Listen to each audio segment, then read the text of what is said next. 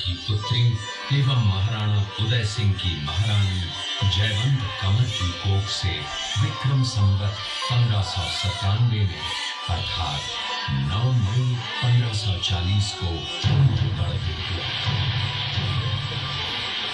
बाल्यकाल चित्तौड़गढ़ में गुजरा।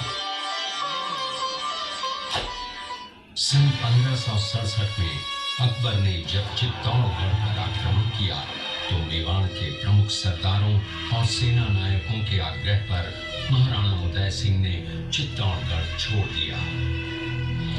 अपने देश, कुल, गौरव और मातृभूमि की मर्यादा के लिए प्राण न्योछावर करने वाले योद्धाओं और ललनाओं से प्रताप ने न केवल सीख ली बल्कि ये घटना उनके जीवन का आधार बन गई।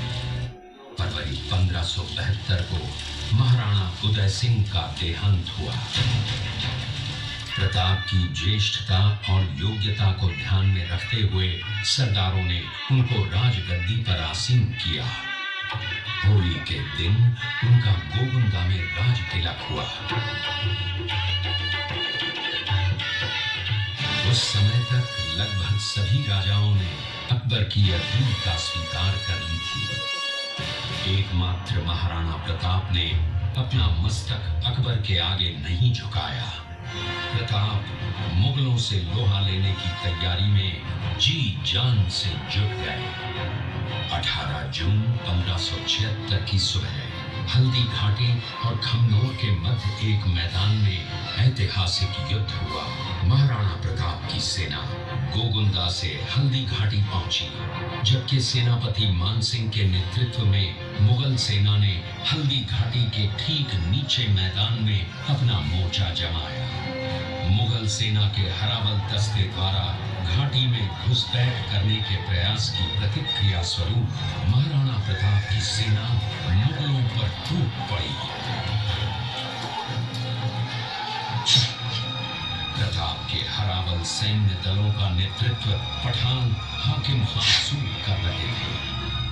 भीरू राणा, जो राणा पूंजा के नाम से भी जाने जाते हैं, उनके नेतृत्व में भील आदिवासियों ने गोरिल्ला पद्धति से युद्ध करते हुए मुगलों के छक्के उड़ा दिए। देखते ही देखते शाही सेना में खलबली मच गई। रक्त तलाई घोड़ों के टापों, हाथियों की चमगादड़ों और तलवारों की झनकारों से गूंज उठी। चारों तरफ अपने घोड़े चेतक को एड़ लगाकर मानसिंह के हाथी पर चढ़ा दिया और उस पर भाले से भरपूर वार किया। मानसिंह हौदे में दुबक गया। हाथी से उतरते समय चेतक की एक टांग कट गई। इस स्थिति को भांपकर महाराणा प्रताप के हमशक्ल सेनापति झालामान ने महाराणा प्रताप से आज्ञा लेकर उनका राजमुकुट धारण किया। मुगल सेना झालामान को महाराणा प्रताप समझकर उन पर टूट पड़ी और झालामान शहीद हो गए। उधर चेतक ने अपने स्वामी को 5 किलोमीटर तक 3 टांगों पर ही लेकर एक बरसाती नाले को पार किया। उसके पश्चात उसके प्राण पखेरु उड़ गए। इस युद्ध से महाराणा प्रताप के मन पर गहरा प्रभाव पड़ा। परिणाम स्वरूप उन्होंने मुगलों पर विजय प्राप्त करने तक राजसी ठाट बाट छोड़ने और पत्तों पर भोजन करने का प्रण लिया, जिसे उन्होंने जीवन भर निभाया। महाराणा प्रताप ने अपना सैन्य बल बढ़ाकर सर्वप्रथम अरावली पर्वत की घाटियों में बसे दिलेर पर चढ़ाई कर विजय प्राप्त की। इसके बाद कुंभलगढ़ पर भी विजय प्राप्त की। सिर्फ चित्तौड़गढ़ को छोड़कर सारे मेवाड़ को अपने अधीन कर लिया। कालांतर में महाराणा ने चावंड में अपनी राजधानी स्थापित की।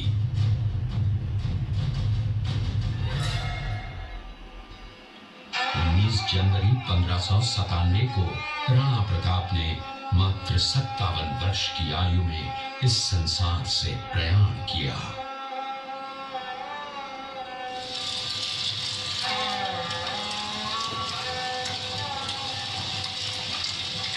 हल्दी घाटी का युद्ध एक सांप्रदायिक युद्ध न होकर आत्मसम्मान, मातृभूमि की स्वतंत्रता व स्वाधीनता का संघर्ष था। इसका प्रमाण ये है कि जहां पर अकबर की सेना के सेनापति जयपुर के राजा मानसिंह थे, वहीं पर महाराणा प्रताप की सेना के सेनापति काबुल के हाकिम खां सूब थे। महाराणा प्रताप स्वतंत्रता की वेदी पर एक ऐसा अंगारा था जो आत्मसम्मान व देश गौरव के लिए दिन रात जलता रहा, धधकता रहा और अंत में बुझकर भी उसने देश में ऐसा लौह भर दिया जिसकी प्रखर किरणों ने भारत माता को गुलामी की जंजीरों से मुक्त कराने के लिए सदा प्रेरित किया। एक